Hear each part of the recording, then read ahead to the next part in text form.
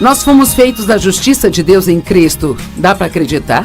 Você acredita hoje que foi justificado com Deus? Não é porque você faz tudo certinho, mas é porque Jesus, ele fez tudo certo e Deus o Pai te via através dele.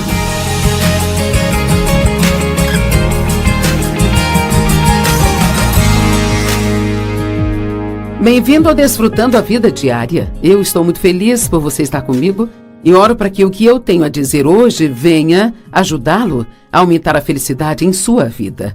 Quero ensinar maneiras pelas quais você pode aumentar sua felicidade. E sabe, às vezes eu fico pensando, o que as pessoas realmente querem? Eu acho que se pudermos resumir em uma só frase o que todo mundo quer, acho que todos querem ser felizes. Queremos ter paz, nós queremos ser felizes. E assim, tem coisas que nós podemos fazer que vão aumentar essa felicidade. Há coisas que podemos fazer que vão impedir essa felicidade. Eu sei que sempre gostamos de jogar a culpa de qualquer coisa negativa na nossa vida nas outras pessoas, mas nesse caso quero falar sobre coisas que nós podemos fazer. E claro, com a ajuda de Deus, coisas que podemos fazer que aumentarão nossa felicidade. E em primeiro lugar, no Salmo 51 diz, para que todos aqueles que amam o teu nome sejam alegres em ti e tenham um espírito elevado. Eu acho que Deus quer que sejamos felizes. Salmo 118, 24, este é o dia que o Senhor já fez, vamos nos alegrar e ser felizes nele. E claro, uma das minhas escrituras favoritas, João 10, 10, o ladrão vem apenas para roubar, matar e destruir. Mas Jesus disse, eu vim para que você possa ter e desfrutar sua vida, e a ter em abundância ao máximo, até que ela transborde. Então, eu quero que você se pergunte hoje, você é feliz? Ou você está só um pouco feliz? Ou você está realmente feliz? Sua felicidade é baseada nas suas circunstâncias? Veja, precisamos ser capazes de ir além disso, porque se a nossa felicidade e alegria for baseada nas circunstâncias, então realmente isso coloca as circunstâncias no controle.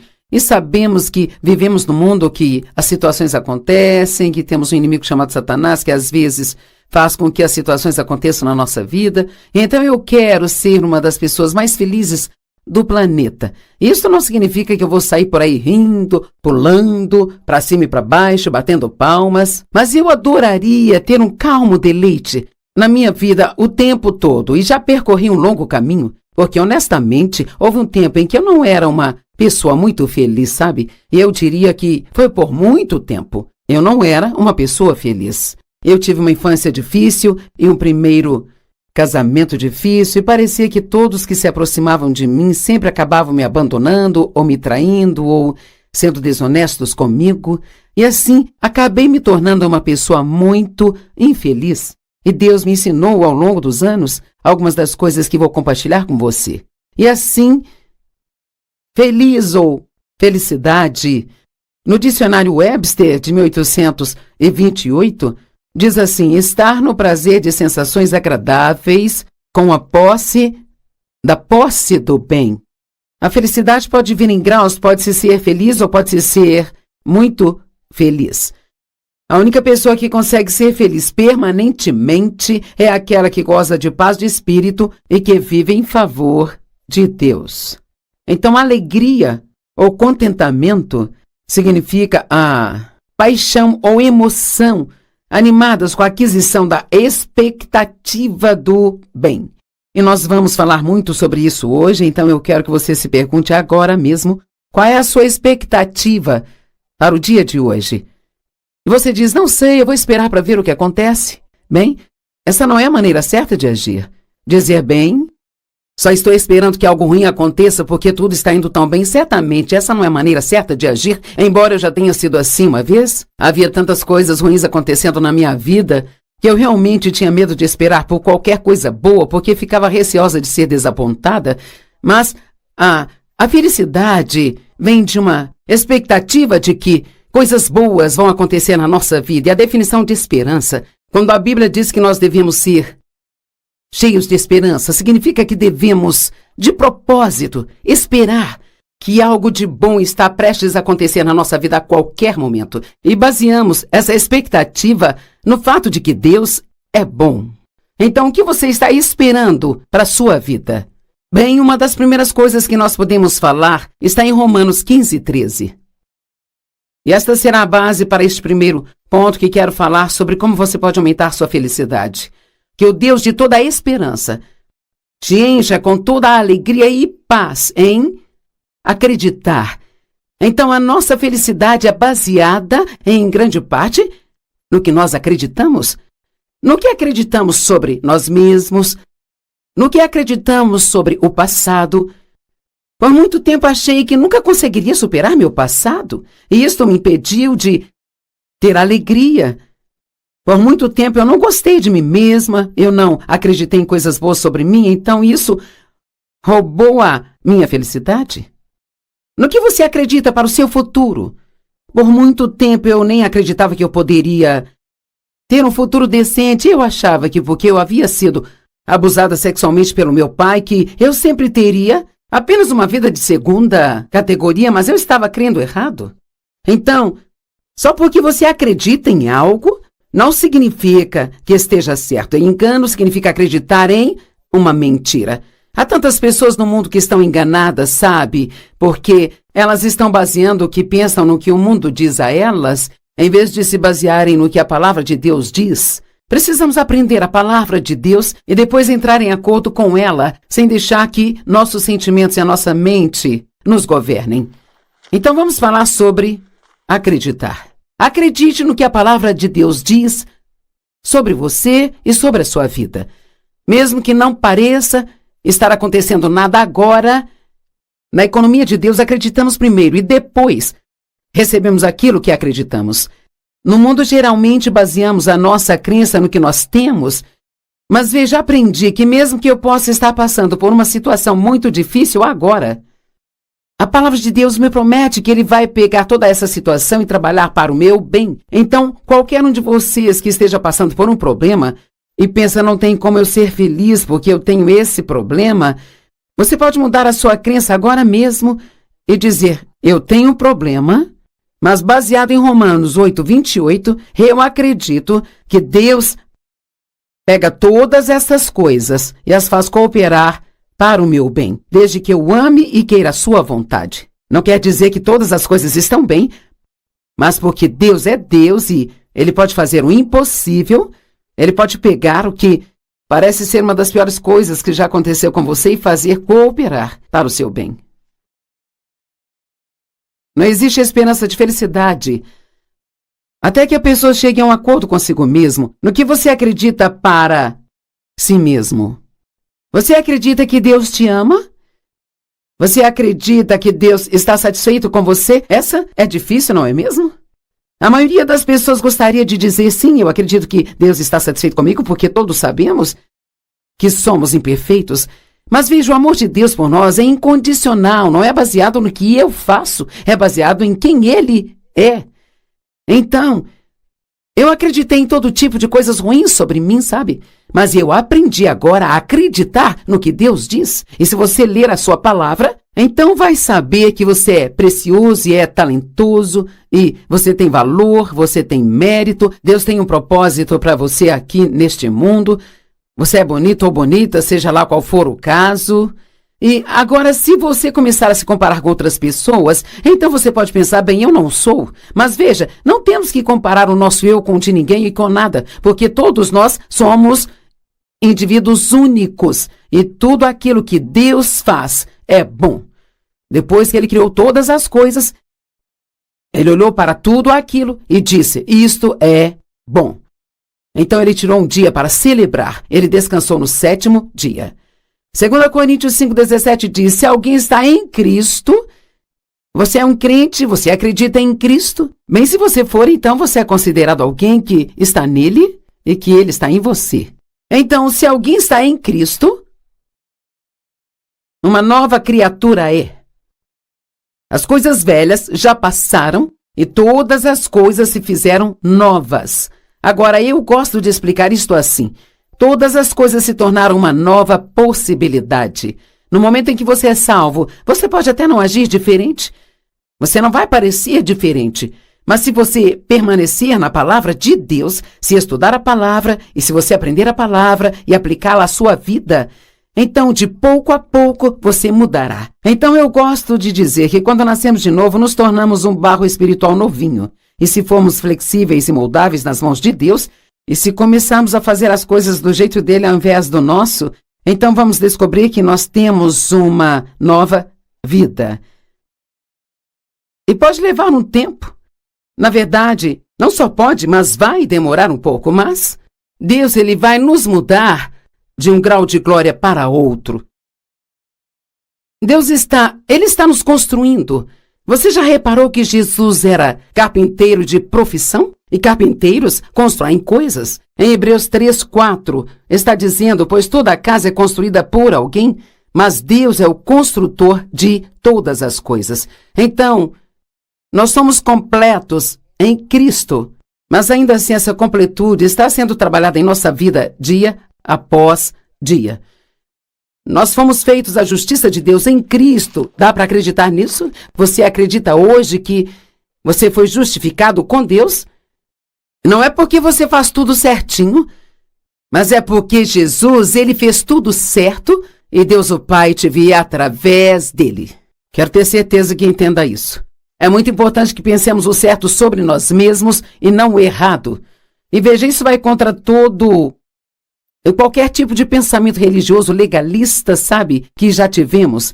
Porque a religião legalista basicamente nos ensina que devemos pensar como se fôssemos pobres, pecadores miseráveis que não valem nada. E realmente sem Cristo não somos nada. Mas quando você o recebe como seu Salvador e Senhor, e você está nele, e ele está em você, 2 Coríntios 5, verso 2 diz, aquele que não conheceu o pecado, tornou-se pecado, para que pudéssemos ser feitos a justiça de Deus nele. Você entendeu? Vou dizer de novo. Aquele que não conheceu o pecado, esse é Jesus, ele se tornou pecado. Ele tomou todos os nossos pecados sobre si. Aquele que não conheceu o pecado tornou-se pecado para que nós pudéssemos ser feitos a justiça de Deus em Cristo. Então, Deus vê você, ele olha para você, diz uma tradução, como sendo justificado com ele, porque ele te vê através de Cristo. Eu nem sei como dizer quanto tempo eu tive que estudar isso de novo, e de novo, e de novo, até que se tornasse revelação para mim. Não acredito que precisamos só de informações. Acho que precisamos de revelações. As coisas precisam se tornar muito reais para nós. Precisa ser algo que ninguém pode tirar de nós. E eu sei que eu faço coisas erradas. Eu sei que você faz coisas erradas, todos cometemos erros e fazemos coisas erradas, sabe? Mas Deus ainda nos vê como justificados com Ele, porque Ele vê o nosso coração. Deus é um Deus que vê o nosso coração. Ele não vê só o que nós fazemos, mas vê o nosso coração. Isaías 61:10 diz, eu me delicio muito no Senhor, a minha alma se alegra em meu Deus. Pois ele me vestiu com vestes de salvação, ele me vestiu com um manto de justiça. Pegue este manto e o enrole em torno de você, como um noivo adorna sua cabeça, como um sacerdote, como uma noiva que se adorna com as suas joias. Sabe, você pode dizer adeus à culpa, bye bye culpa, eu não vou mais viver debaixo de culpa e condenação. Esse era o meu problema e tenho certeza que é o mesmo para muitos de vocês, porque eu havia sido abusada pelo meu pai ao longo da vida quando era criança e não sabia de nada e o diabo me convenceu de que a culpa era minha. Bem, não foi minha culpa.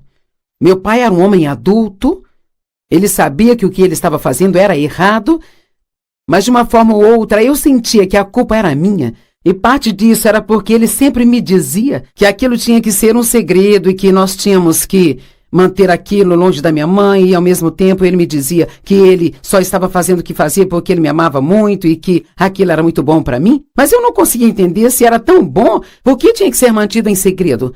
Então tudo era muito confuso para mim. E eu tinha uma sensação, eu sabia que era errado, mesmo que ele continuasse me dizendo que era certo, e eu pensava, tem algo errado comigo? Se meu pai quer fazer isso comigo, então é porque há algo errado comigo? E assim eu fiquei com esse disco tocando sem parar na minha cabeça por anos e anos e anos. O que há de errado comigo? O que há de errado comigo? O que há de errado comigo? Algum de vocês tem uma cópia desse disco também?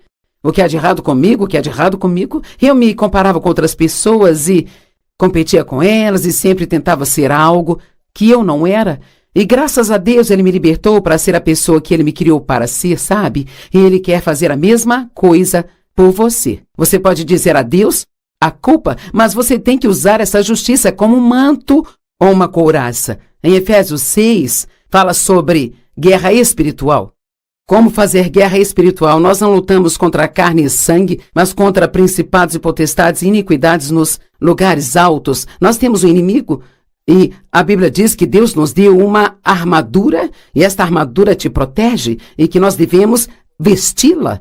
Bem, vestir é uma ação que nós tomamos pela fé. Agora, esta armadura não é algo que eu possa tocar e vestir, mas pela fé eu posso vesti-la. E essa armadura é o cinto da verdade. Diz, coloque o cinto da verdade.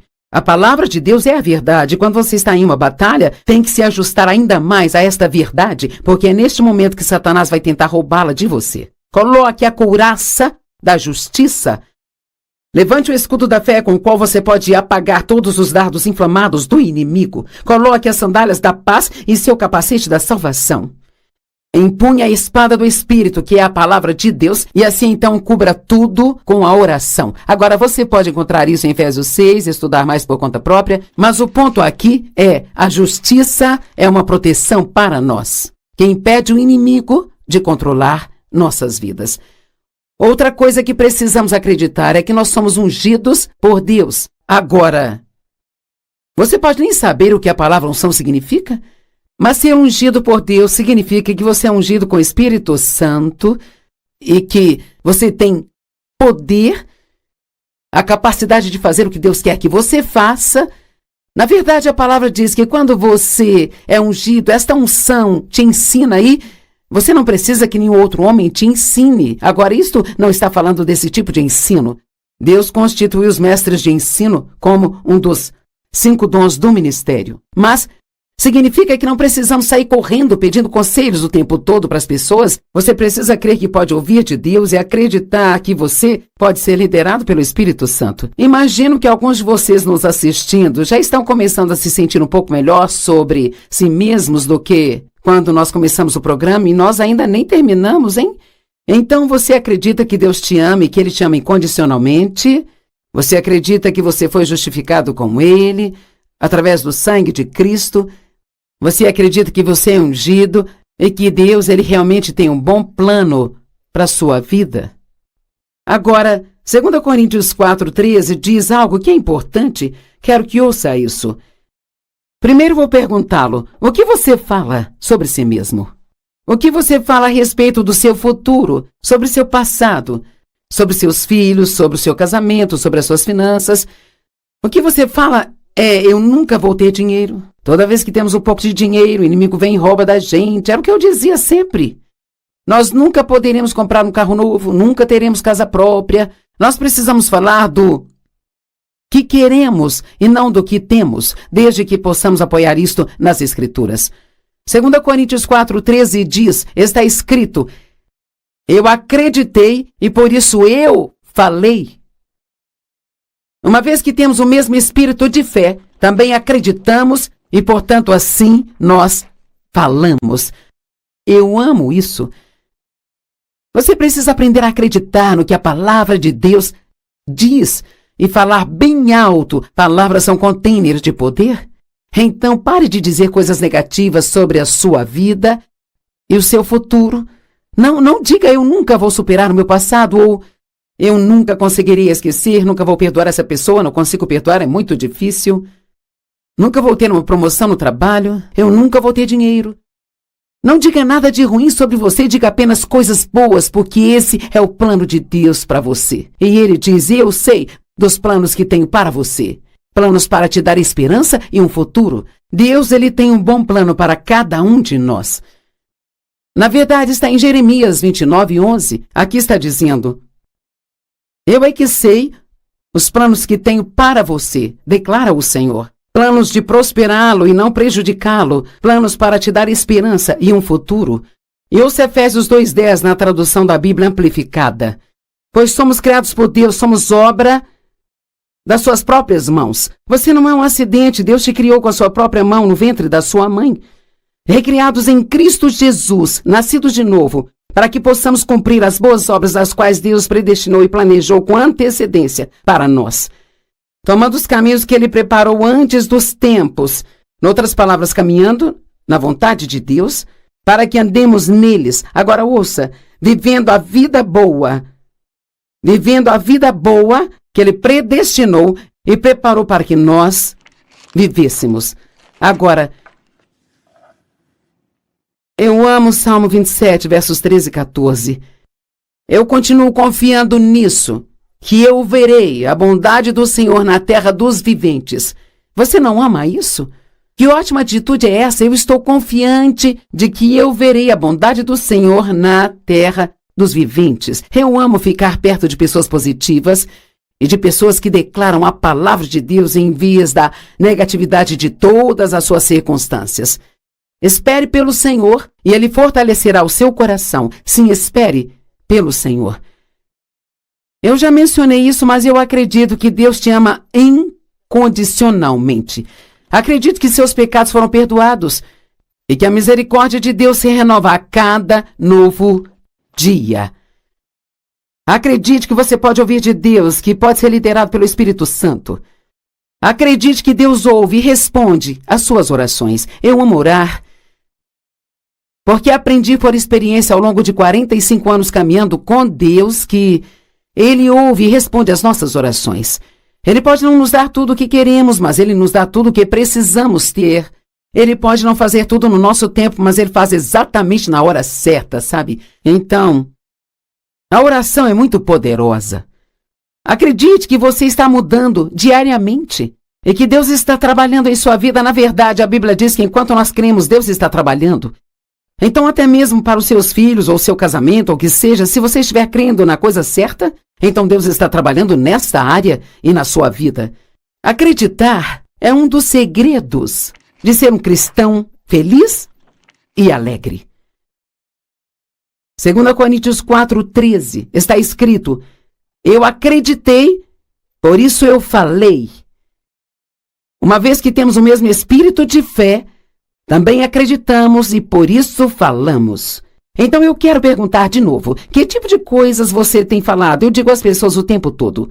Uma das piores coisas que você pode fazer é falar coisas negativas sobre si mesmo, usando a sua própria boca. Agora, a segunda maneira que nós podemos falar sobre aumentar sua felicidade é viver sua vida um dia de cada vez. Você é capaz de fazer isso? Vamos começar com isso agora, mas vamos terminar amanhã e adicionar mais alguns pontos aqui. Vivemos um dia de cada vez. Paulo diz que ele aprendeu a se contentar em todas as situações pelas quais ele passava, e sabe, eu acredito que a razão pela qual Paulo conseguiu isso era porque ele sabia dessas coisas, ele sabia que amava a Deus, ele sabia que era justificado com Deus, que seus pecados haviam sido perdoados, ele sabia que Deus o amava incondicionalmente, que Deus tinha um bom plano para a vida dele, e assim, portanto, ele acreditava que podia se contentar onde quer que estivesse, porque ele sabia que Deus faria aquilo que estava acontecendo na vida dele cooperar para o seu bem. Ele disse que havia aprendido a ter fartura e escassez, sabia como agir quando tinha muito, e ele sabia como agir quando ele achava que não tinha absolutamente nada. Se pararmos de basear a nossa felicidade nas nossas circunstâncias, conseguiremos ser felizes o tempo todo. Deixe-me dizer novamente, se pararmos de basear a nossa felicidade nas nossas circunstâncias atuais, conseguiremos ser felizes o tempo todo. Não desperdice o hoje. Não se preocupe com o ontem, nem se preocupe com o amanhã. Coloque tudo nas mãos de Deus, não há nada que Ele não possa cuidar. Em vez de gastar a energia de hoje nisso, invista a energia de hoje totalmente para o hoje. Viva a sua vida um dia de cada vez. Eu aprendo isso cada vez mais. Estamos sempre aprendendo, não importa quanto tempo caminhamos com Deus, estamos sempre aprendendo. E eu tenho uma situação agora, como muitas pessoas têm, e eu disse isso várias vezes para várias pessoas esta semana com as quais eu tenho falado que, bem, eu estou levando um dia de cada vez. E quer saber, todos os dias, recebo um pouco mais da resposta que eu não tinha ontem.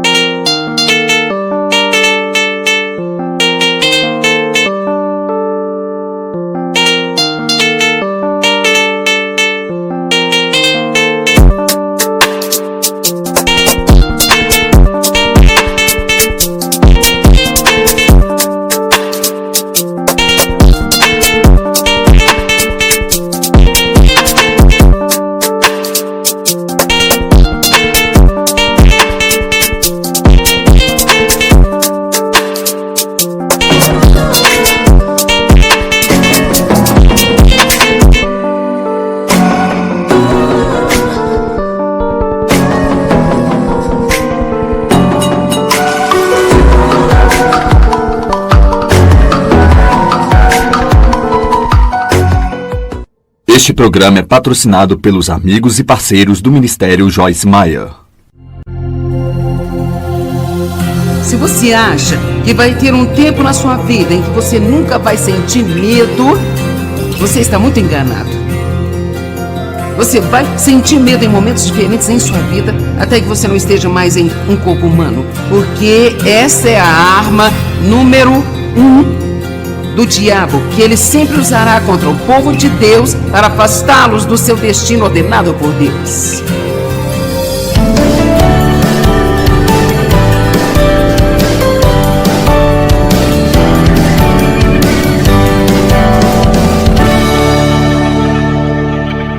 Estamos vivendo em tempos difíceis. E eu não sei, perguntei para um amigo hoje, então o que você acha? O quão ruim você acha que era em Sodoma e Gomorra? Eu tenho certeza que era muito ruim, mas eu não tenho tanta certeza de que nós estamos muito distante delas. Amém? E a Bíblia diz que quando Jesus voltar, será como foi nos dias de Sodoma e Gomorra. E assim, não seríamos sábios se não vivêssemos como se Jesus fosse voltar a qualquer momento? Amém? E então, Lucas 21, 26, a Bíblia ensina que naqueles tempos, nos tempos em que estamos vivendo, que os homens estarão desfalecendo ou expirando com medo. Eu quero começar em 21, verso 9, e vamos ler o verso 13, Lucas 21, 9 a 13. E quando ouvirem falar de guerras e rebeliões, perturbações, desordens, confusão, não fiquem alarmados e apavorados e aterrorizados. Em outras palavras, não tenham medo, porque tudo isso deve acontecer. Mas o fim não virá imediatamente. Então disse-lhes: nação se levantará contra nação e também reino contra reino. E haverá terremotos poderosos e violentos em vários lugares, fome, peste, pragas, doenças epidêmicas, malignas e contagiosas ou infecciosas, que são mortais e devastadoras. Sou familiar para alguém? Meu Deus! Isso foi escrito há 2000 anos.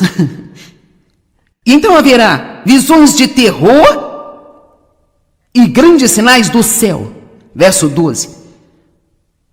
Mas antes de tudo isso, eles porão as mãos sobre vocês e os perseguirão, entregando-os às sinagogas e prisões. Vocês serão levados à presença de reis e governadores por causa do meu nome. E então, nós não entendemos muito bem, mas deixe-me dizer, há muitos lugares na terra onde isso está acontecendo com as pessoas. Quero dizer, estão sendo perseguidas e mortas por admitirem que são cristãs. Eu amo o versículo 13, é por isso que eu vou lê-lo todo para você. Este será um momento, uma oportunidade para você prestar testemunho. Vamos lá, nós estamos vivendo no melhor dos tempos agora. É por isso que ele diz: olha, as coisas vão ficar difíceis antes de eu voltar, e tem que ser assim. Eu não sei por que tudo tem que ser desta forma, mas uma coisa eu acho, há um monte de gente que simplesmente não é inteligente para servir a Deus nos bons tempos.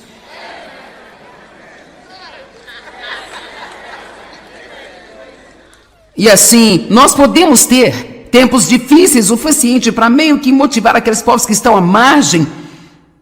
Mas a verdade é que eles estarão procurando por alguma coisa que realmente diga que Deus é real e, queridos, somos nós. Vamos, eu disse, somos nós. E é por isso que a Bíblia nos pergunta: quando ele vier, porventura encontrará persistência em fé? Quando ele voltar, ele quer encontrar 4 coisas: uma igreja sem mancha ou mácula, pessoas em paz no meio de toda essa agitação, pessoas que não têm medo e pessoas que elas não têm nenhuma imoralidade em sua vida. Nós temos um objetivo ordenado por Deus à nossa frente e nós temos o Espírito Santo para nos ajudar a cumprir a missão que Deus deu a nós. Agora, deixe-me apenas lhe dizer isso. Existem muitos cristãos infelizes. Tenho certeza que eu tenho alguns deles aqui hoje, provavelmente muito mais assistindo pela TV. Eu fui tão infeliz por tanto tempo e eu era crente. E é meio que um paradoxo. Como você poderia ser infeliz se sabe que não vai para o inferno? Isto é o suficiente para colocar algum tipo de sorriso no seu rosto, eu acho, não é? Talvez, eu espero. Amém? Eu acredito que muitas pessoas são infelizes, mesmo que sejam salvas, porque estão vivendo para o propósito errado. O propósito para o qual elas estão vivendo é agradar a si mesmas e obter o que querem e se sentirem bem sobre todas as coisas, ao invés de dizer a Deus: aqui estou eu, envia-me a mim. Aqui estou eu, envia-me a mim. Quando Isaías disse a Deus: aqui estou eu, envia-me a mim, ele não tinha a menor ideia do que lhe seria mandado fazer. Ele não perguntou sobre a escala de pagamento, não perguntou sobre a programação das férias, não perguntou sobre o plano de aposentadoria. Ele disse: aqui estou eu, envia-me a mim. Ele assinou um contrato em branco. Ele assinou um contrato em branco.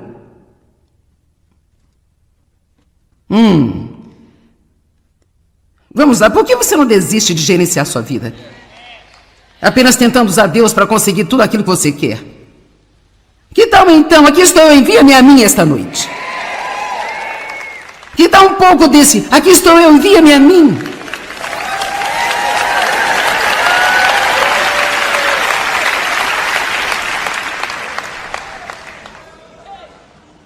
Sua alegria voltará rapidamente.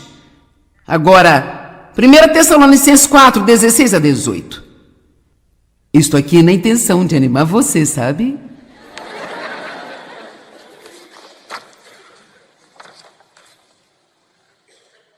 XVI, porque o próprio Senhor descerá do céu com grande brado, a voz do arcanjo e com a trombeta de Deus, e aqueles que tiverem partido desta vida em Cristo Jesus vão ressuscitar primeiro.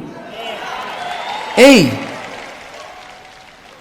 use a sua santa imaginação e pense um pouco sobre como será esse tremendo dia. Cara, todas as pessoas que tentaram se livrar de Deus vão ficar chocadas nesse dia. Todos os túmulos se abrirão e as pessoas começaram a flutuar.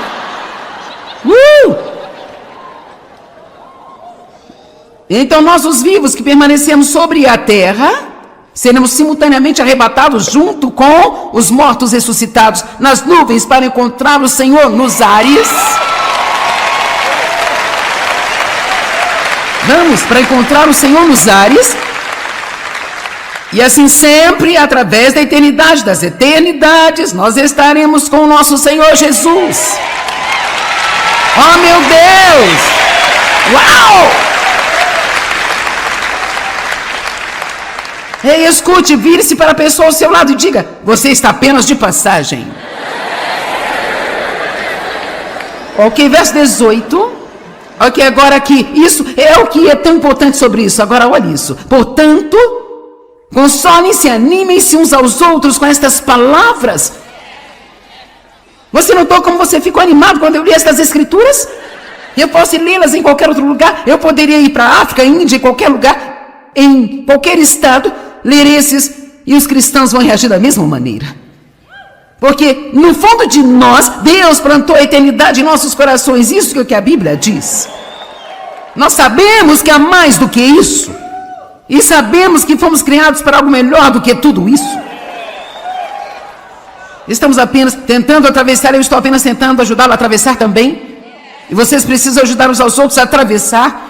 E nós precisamos encorajar uns aos outros no meio de tudo que está acontecendo. Agora, deixe-me lhe dizer algo. Em vez de você ficar apenas sentado em grupos reclamando sobre a sociedade...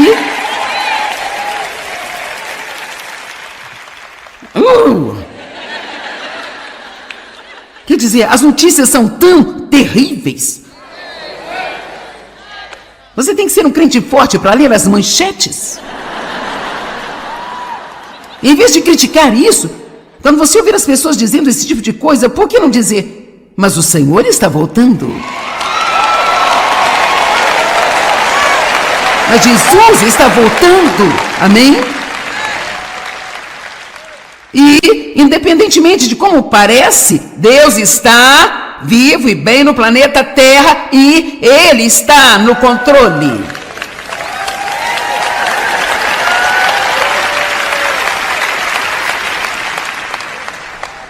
O medo é um beco sem saída, mas a fé sempre tem um futuro. Eu disse isso?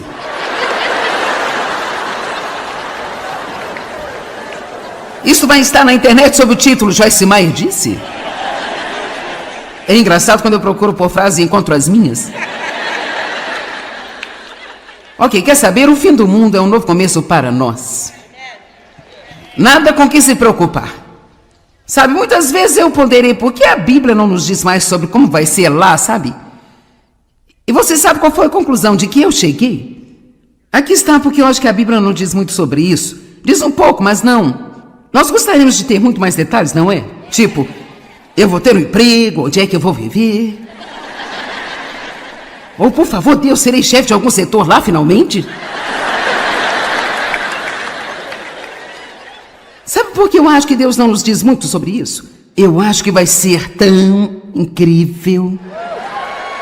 Agora ouça, não há absolutamente nenhuma palavra que conhecemos que poderia descrever isso. É isso que eu acho. Agora, então vamos conversar um pouco sobre algumas das coisas que nos deixam com medo. Aqui vamos, Marcos capítulo 4, verso 35 diz: no mesmo dia, quando chegou a noite, disse-lhes: então passemos para o outro lado do lago. Agora, quando Jesus nos diz Nós estamos indo a algum lugar? Então nós vamos a algum lugar, certo? E se você olhar o capítulo 5, verso 1, ele diz, e eles foram para o outro lado. Não é legal? Verso 5, ele disse, vamos para o outro lado. Capítulo 5, verso 1, e eles foram para o outro lado. Agora, cara, seria bom se isso fosse tudo. Mas tem os versos 36, 37, 38, 39. E talvez 40, eu não sei. Um monte. Então aqui vai. E no mesmo dia, quando a noite chegou, disse-lhes, passemos para o outro lado. Agora quantos de vocês Deus tem dito a você, de alguma maneira, agora vamos para o outro lado? Você não sabe do que estou falando? É como, ok, vamos lidar com esse problema, vamos conquistar isso, vamos fazer aquilo. Talvez para você, vamos limpar a casa, vamos lavar os pratos, vamos lavar a roupa, vamos pagar as contas. Montanhas são diferentes para pessoas diferentes.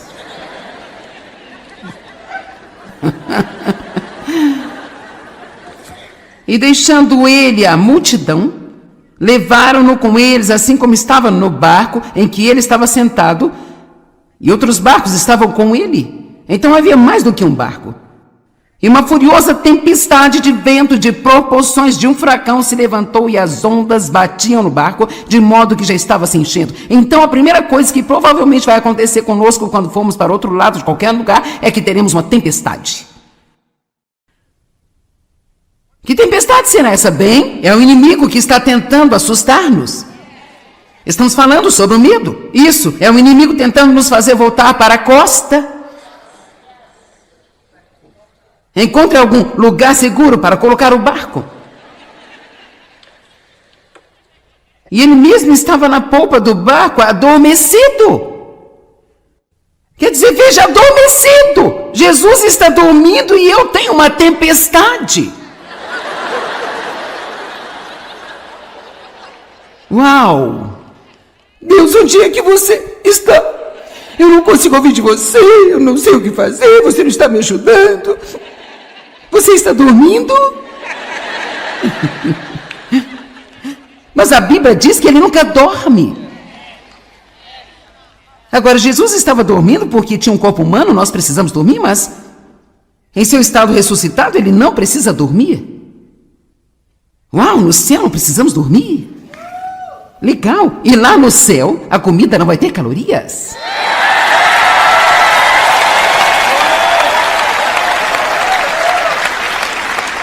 Isso está em Joyce, capítulo 1, verso 2.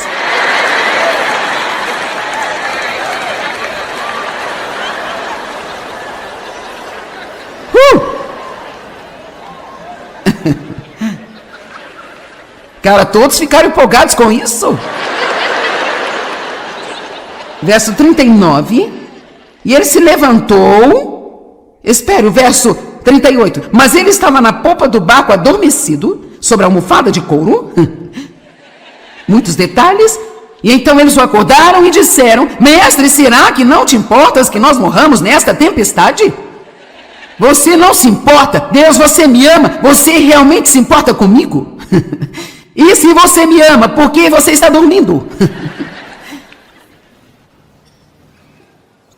E ele levantou-se, repreendeu o vento e disse ao mar: Silêncio, agora acalme-se. E o vento cessou, mergulhou para descansar como se esgotado por sua batida, e houve imediatamente uma grande calma e uma perfeita paz. E tenho certeza de que eles disseram: Ai, obrigado. Mas a primeira coisa que receberam foi uma repreensão. Por que estão tão receosos e temerosos? Sim, ei. Porque vocês ainda não têm fé. Veja, ele teria preferido que eles tirassem uma soneca na tempestade também? Ele teria preferido que dissessem algo como: Bem, Jesus, você está agindo como se estivesse dormindo, mas sabemos que você sabe tudo o que está acontecendo. Você tem tudo isso sob controle. Com certeza tudo vai dar certo. Deixa eu lhe dizer, quando você está no meio de qualquer coisa, aprenda a dizer isso. Isso não vai durar muito. Vamos lá, isso não vai durar muito. Eu tive um tipo de uma coisa estranha no estômago por 3 semanas. Dave teve por um dia. Mas não, Dave e eu operamos em planos diferentes.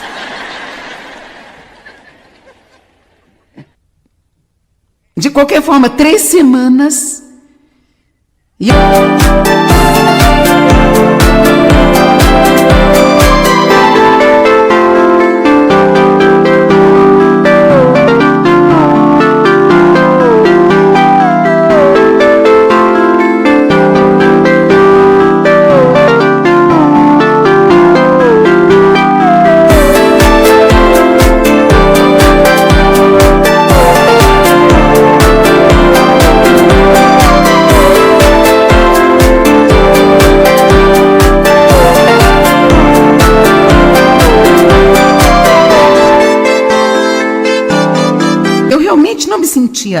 eu não me sentia mal fisicamente, mas o estômago estava ruim, tinha um gosto ruim na boca, nada parecia bom e nada era bom.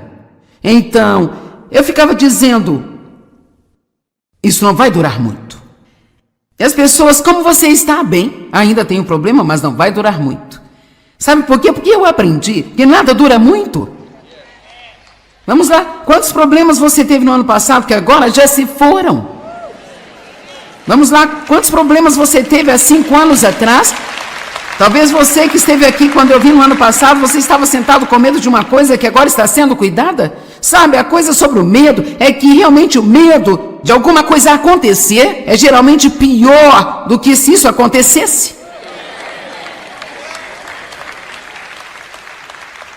Porque quando alguma coisa acontece, há uma graça que vem de Deus para lidar com isso, mas enquanto você está aqui com medo de que isso possa acontecer, não há graça aqui, ó.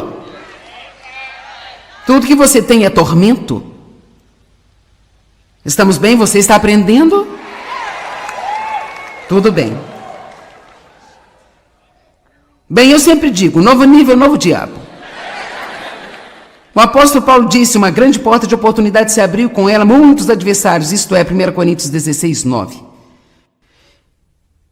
Isaías 41, 10, não temam, não há nada a temer, porque eu estou contigo. Todos digam, Deus está comigo. Não olhe ao seu redor com terror, ouça, você pode se meter em problemas reais olhando demais para as circunstâncias, falando demais sobre elas. Olhando para trás, para o inimigo. Olhando para o mar vermelho. Olhando aqui, olhando ali.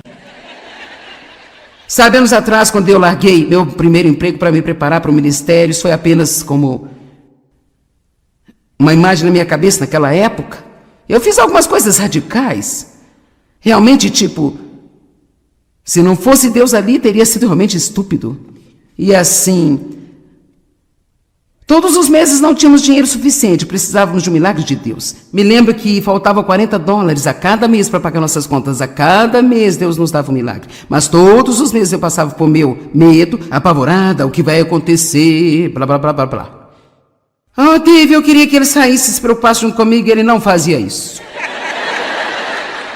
Quantos sabem que quando estão preocupados e perturbados não podem suportar se alguém é apenas pacífico e ri e se diverte? É tipo, eu tenho que fazer tudo por aqui sozinha.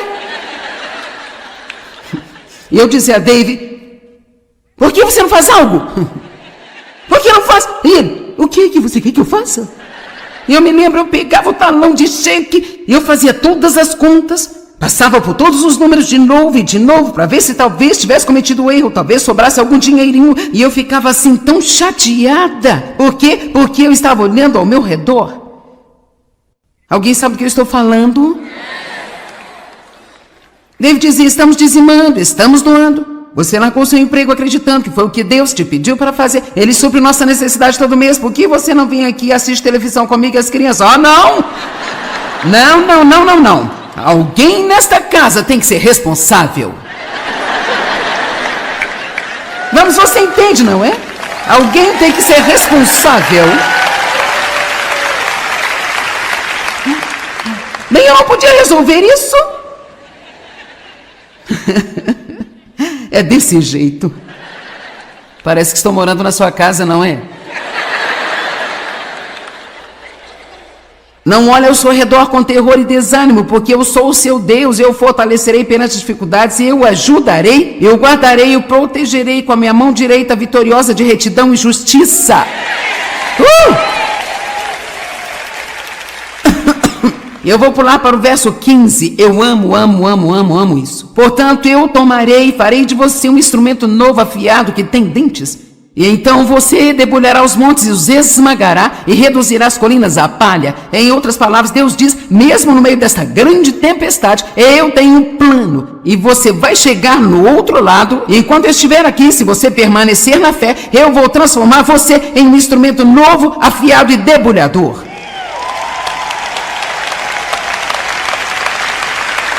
Vamos lá, vou lhe dizer algo. Você não vai gostar, mas o que você está passando agora vai ser bom para você.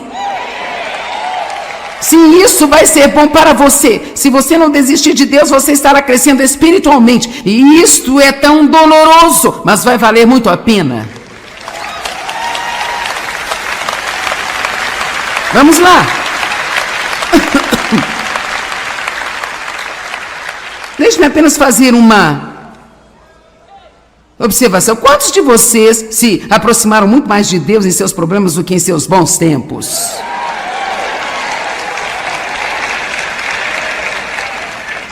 Assim, ponto provado. Agora, eu acho que eu poderia ler Abacuque 3, mas, bem, por que não? Embora a figueira não floresça e não haja fruto na videira, embora o produto da azeitona falhe, os campos não produzam alimento, embora não haja ovelhas no curral e não haja gado nos estábulos, ainda assim eu me alegrarei. Agora vamos traduzir isso para fazer mais sentido para nós. Embora eu tenha perdido meu emprego, meu filho esteja brigando novamente na escola, meu cartão de crédito tenha sido clonado 2 vezes este mês e o médico quer que eu faça uma colonoscopia.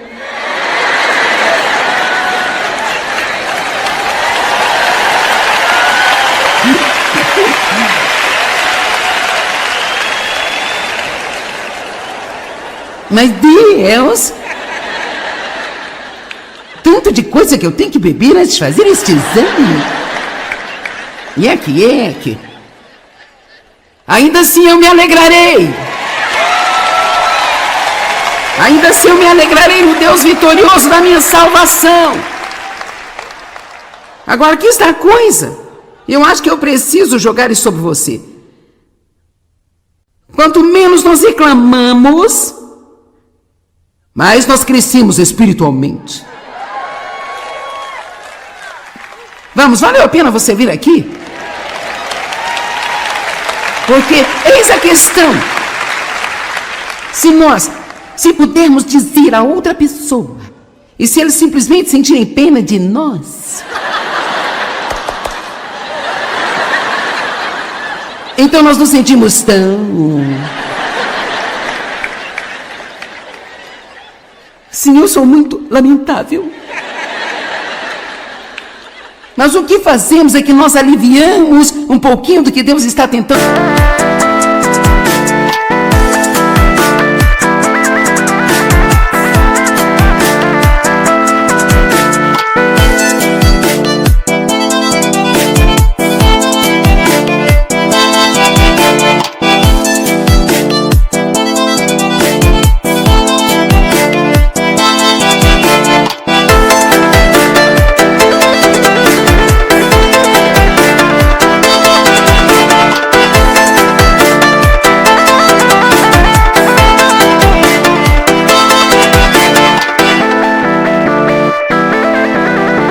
Usar para nos mudar no nosso interior. E assim, cara, se eu estou passando por algo e eu mantenho a minha boca fechada,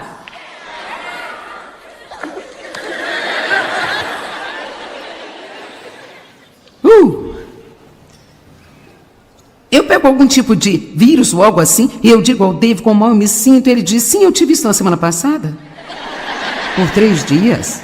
Bem, por que você não me disse? Ele, você não poderia me ajudar? Agora, eu não acho necessariamente que essa é a melhor forma de se relacionar no casamento, mas é um caso em questão.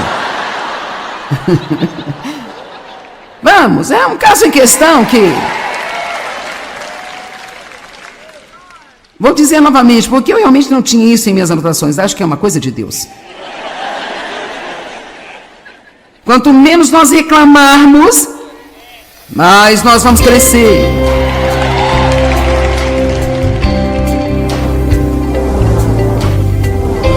Quero lembrá-lo mais uma vez que o medo é um beco sem saída, mas a fé sempre tem um futuro. Não importa o que aconteça, nós podemos nos alegrar em saber que Deus pode lidar com tudo aquilo que estamos enfrentando. Obrigado, amigos e parceiros. Juntos, nós estamos compartilhando o amor de Cristo ao redor do mundo. Para saber mais, entre em contato conosco ou visite-nos online em joycemeyer.com.br. Junte-se a nós em parceria enquanto nós compartilhamos o amor de Cristo ao redor do globo.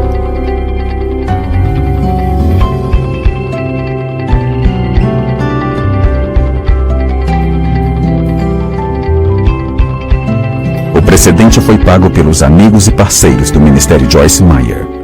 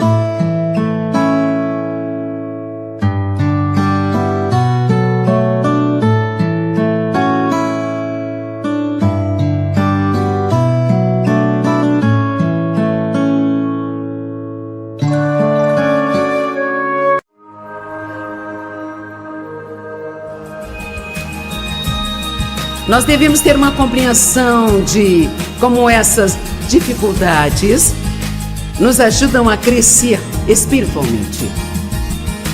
Nós não crescemos espiritualmente quando tudo na nossa vida está do jeito que nós queremos que esteja.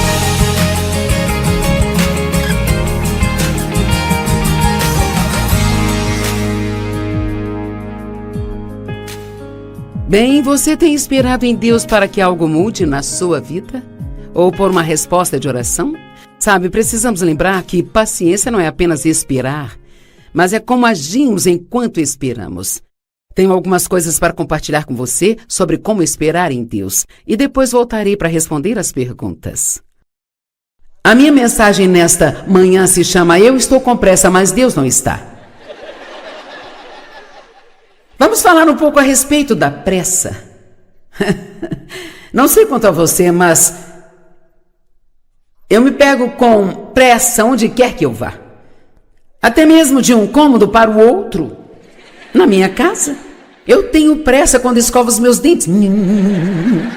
E Deus está realmente trabalhando comigo para desacelerar.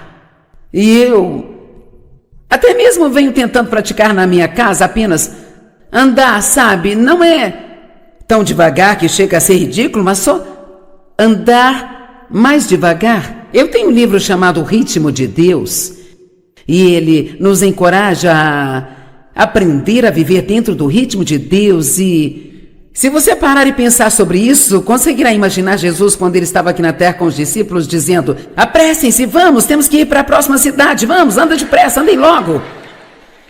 Quero dizer, é engraçado, mas sabe, ele não teria feito isso. Por quê? Porque ele estava em perfeita paz o tempo todo. E uma das razões pelas quais nós não temos paz é porque estamos sempre com pressa. Estamos aqui tentando fazer isso, mas nossa cabeça já está lá na frente. E onde quer que sua mente esteja, para todos os efeitos e propósitos, é lá que você está. E você perde o que está acontecendo aqui agora, neste momento, se nós não estivermos presentes aqui no presente. Então nós vamos perder o que acontece durante esse período de tempo. Sabe, honestamente, se você não mantiver a sua mente no que estou falando hoje, digamos que só por 5 minutos você sai mentalmente daqui e você vai para outro lugar. Talvez você vá almoçar, sabe, ou você está pensando, talvez eu saia daqui uns 5 minutos para que eu possa chegar ao restaurante e não pegar a fila. Meu Deus, não queremos esperar de jeito nenhum, meu Deus. Eu acho que eu vou escapulir um pouco mais cedo. Veja, você está muito ocupado pensando sobre o que vai fazer. Vamos lá. Você está tão ocupado pensando no que vai fazer que você nem percebe o que está fazendo aqui agora. E eu acho que parte da razão pela qual não desfrutamos a vida é porque nós não entendemos que o maior presente que Deus nos deu é o presente. É o momento que nós temos aqui agora.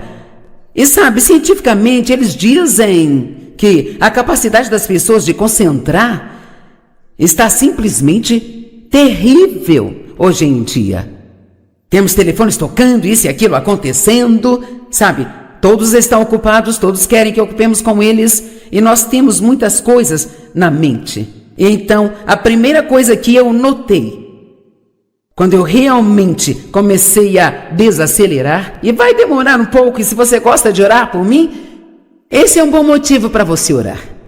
A primeira coisa que eu notei foi uma consciência muito maior da presença de Deus. E claro, eu quero isso mais do que tudo. Eu quero estar consciente da presença dele o dia inteiro.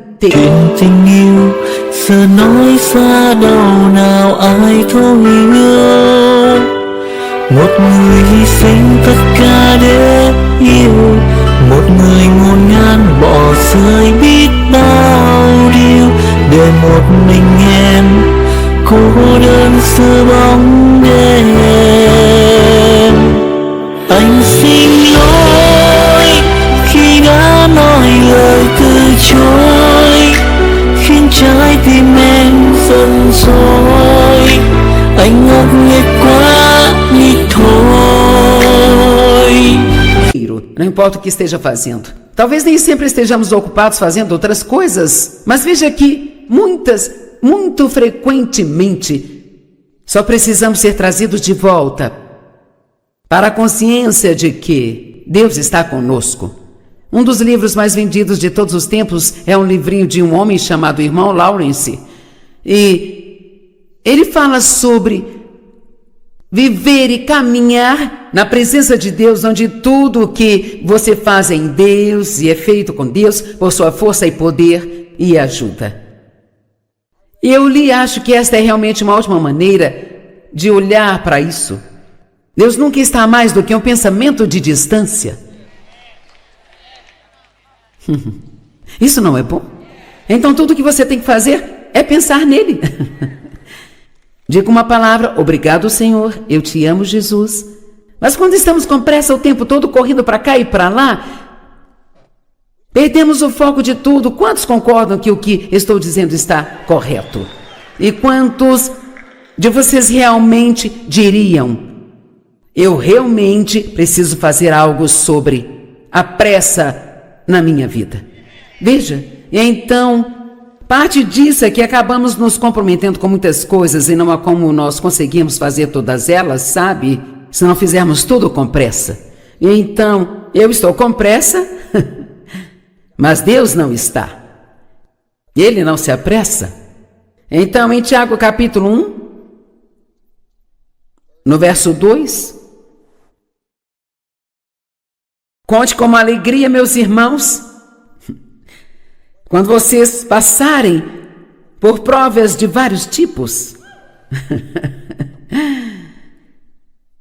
Cara, nós até podemos dizer aleluia aqui, mas quando chegamos lá fora só sai ai. E não diz aqui para ficar alegre, mas diz conte com alegria. E a razão pela qual precisamos contar com uma alegria é porque nós devemos ter uma compreensão de como essas dificuldades nos ajudam a crescer espiritualmente. Nós não crescemos espiritualmente quando tudo na nossa vida está do jeito que queremos que esteja. Vou dizer novamente, nós não crescemos espiritualmente. Sabe, você pode até aprender algo, mas realmente não entende se aquilo estiver só na sua cabeça, sem ter sido trabalhado na sua vida ainda. A única maneira de você conhecer aquilo que realmente acredita é tendo colocado à prova. Nós podemos cantar sobre confiar em Deus, podemos falar sobre confiar em Deus, mas nenhum de vocês aqui realmente sabe se confia ou não em Deus, até que algo que não faz absolutamente nenhum sentido aconteça na sua vida, e você acha que isso é muito injusto e que não está certo, e você não consegue receber nenhuma resposta de Deus, e você acha que não há ninguém por perto, e aí você espera, e aí descobre se realmente confia em Deus. Amém? Então é por isso que Paulo nos diz para contar essas coisas como alegria. Nós crescemos espiritualmente quando nós escolhemos fazer a coisa certa e nos comportar da maneira certa, quando todas as coisas à nossa volta parecem erradas. É aí que crescemos. E só para dizer de outra forma, nós crescemos quando nós somos bons, gentis, amorosos com pessoas que nos odeiam e são más para conosco. Oh, como nós crescemos! Senhor, tenha misericórdia. Vamos lá, não faça esta oração. Oh, Senhor, me ajude a amar os não amáveis.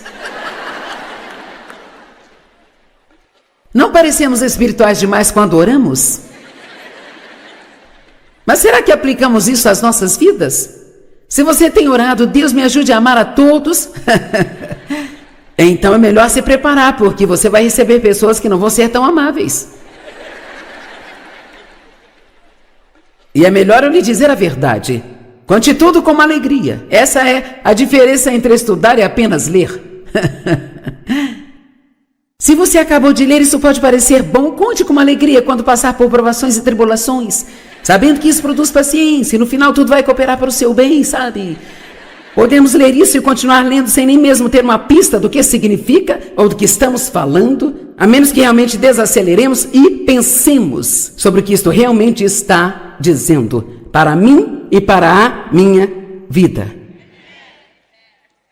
Por que contar isso como alegria? Porque a Bíblia diz que isto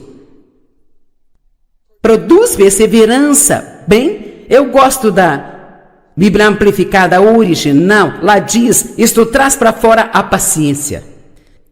Vou te contar o que eu descobri. Isso trouxe muita coisa para fora de mim antes de eu conseguir ter um pouco de paciência. Na verdade, quando você nasce de novo, na parte mais profunda do seu ser, no ventre do seu espírito, tudo aquilo que Deus é, sua habilidade, todo o fruto do espírito é plantado no seu ventre espiritual como uma semente. Enquanto você rega esta semente e você trabalha com o Espírito Santo, e eventualmente essas coisas deveriam preencher não só o nosso espírito, mas entrar na nossa alma, que é a sua mente, a sua vontade e emoção, e você começar a pensar diferente, começar a falar diferente, gostar de coisas diferentes. E então, e só então, o mundo vai conseguir enxergar Jesus através de nós. Então sim, a paciência está aí dentro. Mas eu tinha uma carne que precisava morrer. Sabe o que eu quero dizer quando digo a carne precisa morrer? Todos vocês sabem, que bom, eu estou feliz. Não sei se você apenas disse sim ou se realmente sabe disso, mas a carne morrer significa que você não vai conseguir as coisas do seu jeito e você vai ficar feliz assim mesmo. Morrer para si mesmo significa que alguém tem autoridade sobre você e vai te dizer que você não pode fazer algo que você quer fazer. É aí que vamos ver se você se submete a uma autoridade com uma boa atitude. O mundo em que nós vivemos hoje está tão rebelde. Ninguém quer ser mandado em hipótese alguma. Você não acreditaria como algumas pessoas...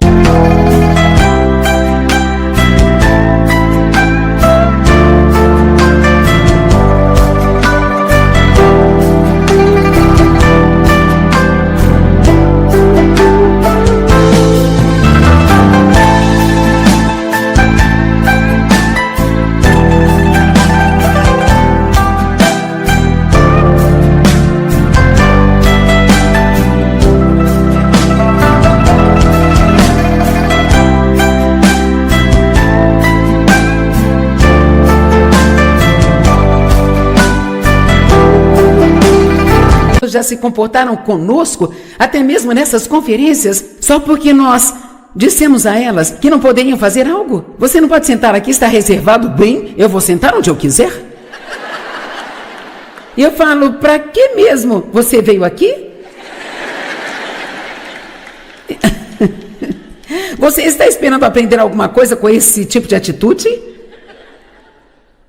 De qualquer forma, deixa eu voltar ao meu assunto aqui. Ainda estou em Tiago 1 e nem estou na metade da mensagem. Então, quantos entendem quando eu digo que saíram várias coisas de mim antes da paciência? E não foi nada bonito. Tiago 5, versos 1 a 7 diz: portanto, sejam pacientes, irmãos. E a propósito, paciência não é esperar, paciência é como você age enquanto espera.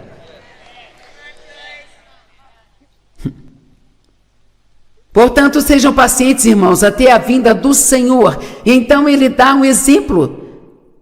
Vamos voltar um minuto. Sejam pacientes até que o Senhor volte para buscar vocês. Não é ser paciente por 5 minutos, mas ter paciência até que Deus finalize tudo conosco aqui na terra e venha nos levar para casa. Portanto, sejam pacientes, irmãos, até a vinda do Senhor. Vejam como o agricultor espera pelo precioso fruto da terra, sendo paciente com ela até receber as primeiras e as últimas chuvas. Agora, se você pensar em um agricultor, e é por isso que ele dá exemplos, porque aí nós pensamos sobre eles, nós temos algo prático para comparar, sabe?